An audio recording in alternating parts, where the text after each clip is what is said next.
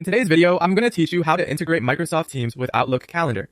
If you rely on Outlook for scheduling and use Microsoft Teams for video calls, connecting the two will save you time and prevent last-minute scramble for meeting links. I'll show you two simple ways: adding a Teams link to a single meeting and setting Outlook to automatically include a Teams meeting in every new event you create. Let's start with the one-off method.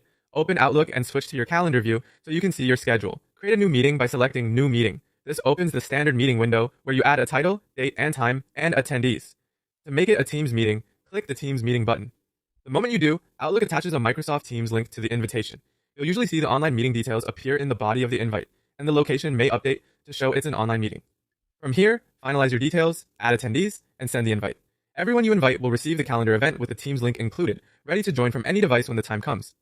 Now, if you want Outlook to add a Teams link to every meeting you create automatically, use the built-in setting. Again, start in Outlook's calendar view.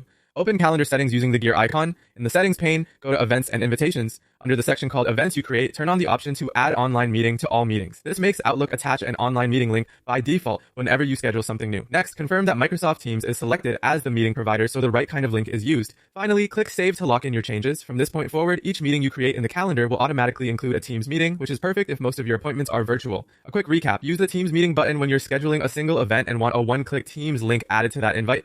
Use calendar settings to enable add online meeting to all meetings if you prefer a set it and forget it approach with Microsoft Teams selected as your provider. Both approaches keep your invitations consistent and make joining calls effortless for you and your attendees. That's it. You now know how to integrate Microsoft Teams with Outlook Calendar the fast and reliable way. If this was helpful, follow along for more practical workflows that simplify your day.